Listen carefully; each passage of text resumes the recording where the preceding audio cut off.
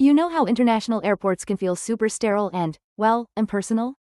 Turns out, they can also quickly become the backdrop for some seriously high-stakes global politics. Like on November 21st, when Pema Wang Thongdok, an Indian citizen from Arunachal Pradesh, was just passing through Shanghai Pudong International Airport on her way to Japan. What should have been a totally routine stop quickly turned into an 18-hour nightmare that sent shockwaves across two nuclear-armed nations.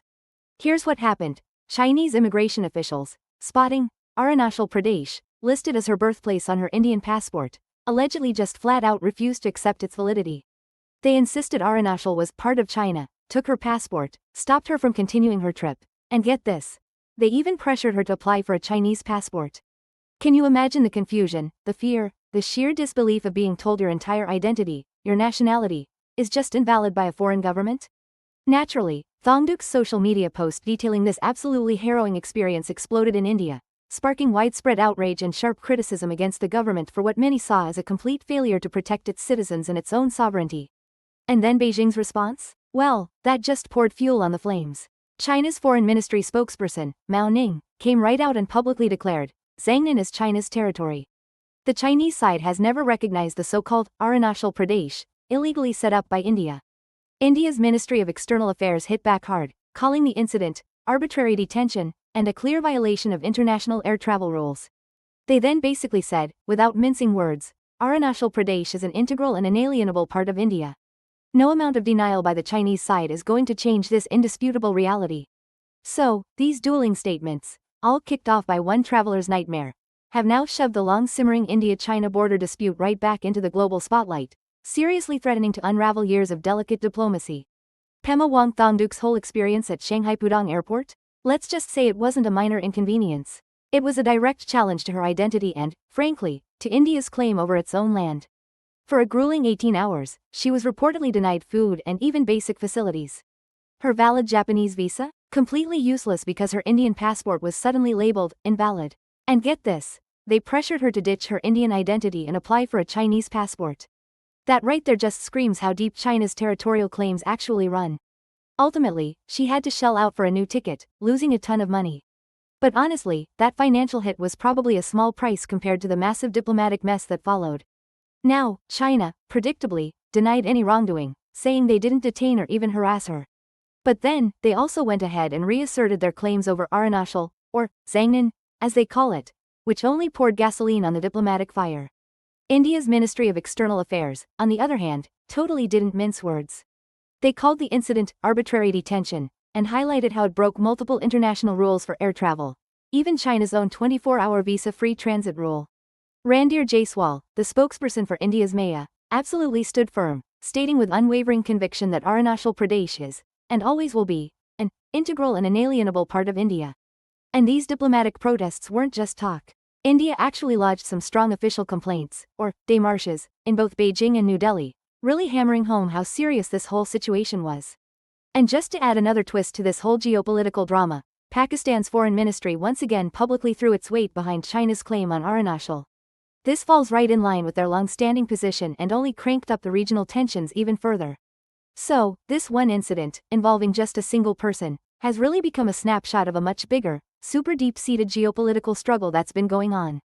To truly get a handle on what Pema Wang Thongdok's been through, we've got to dig into the deep historical cracks that define the India-China relationship.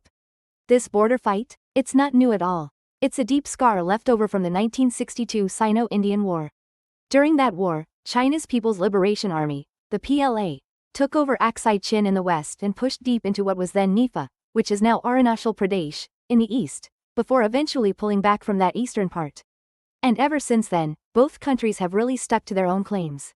India, for its part, says Aksai Chin is theirs. That's a massive, high-altitude desert currently under Chinese control, covering about 38,000 square kilometers. On the flip side, China claims a whopping 90,000 square kilometers of territory in Arunachal Pradesh, calling it Southern Tibet, or Zangnan. These two massive, disputed regions are really at the heart of this unresolved border puzzle, all along the line of actual control, or lack. Now, China's claims over Arunachal are really tied into its control of Tibet. They basically see historical Tibetan influence as justification for their territorial ambitions. This makes the Tibet issue a key, often unspoken, part of how Beijing frames its legal and political arguments about Arunachal. So, this current diplomatic flare-up isn't just some random event. It's a fresh wound on an old, unhealed scar. It's a stark reminder of the fundamental disagreements that have plagued these two Asian giants for over 6 decades. This recent airport incident isn't just some distant historical echo, it really hits home, reminding us of those more recent, violent confrontations. I mean, think about the Galwan Valley clash back in June 2020, over in eastern Ladakh near Aksai Chin.